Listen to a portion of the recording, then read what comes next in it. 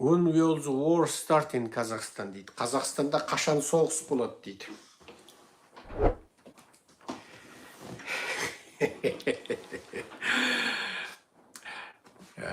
Сен осы киембісің ау деймін.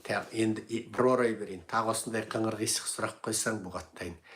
Сон баяғы сен мен Қазақстанда соғыс болады десем, әне көрдің бе шетелде отырғандар қазаққа соғыс тілейді, тәуба деңдер.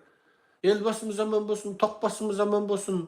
Ернін бояп, маймаңдап, қалтылдап, шалқылдап, дірілдеп, қалтаңдап жүре берсін. Соғыс болмасын, тәуба. Нан бар болсын, дастарқаннан нанымыз үзілмесін, дінбасымыз аман болсын деп дұғалатайын деп отырсыңдар ғой сол. Қазақстанда соғыс болған ешкім тілемейді, біз де тілемейміз. Бірақ Қазақстанда үстіктексіз соғыс болып жатыр.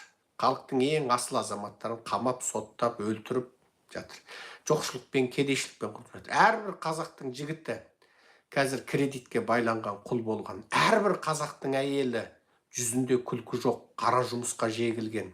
Әрбір қазақтың жап-жас баласы бұғанасы қатпай тұрып, қара жұмысқа жегіліп, үйінің кредиті, көлігінің кредиті, және тамаққа дейін кредитке алып жеп отырған қазақ.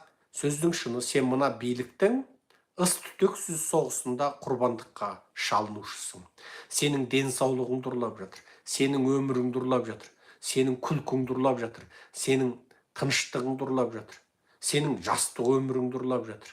Міне, үйсіз, күйсіз, жұмыссыз тентіреген қазақтар, шетел асқан қазақтар, міне, әділетсіз нақақшылықта өмір сүріп жатқан қазақтар, болмайтын, арзымайтын ақшаға құл болып езіліп жатқан қазақтар, мектеп директорына езіліп жатқан мұғалімдер, докторхананың директорына езіліп жатқан медсестралар, дәрігерлер, билікте, үкіметтік мекемелерде істеп, бастығының құлы болып, қолжаулығы болып, ар-намысын таптатып отырған жігіттер мен қыздар.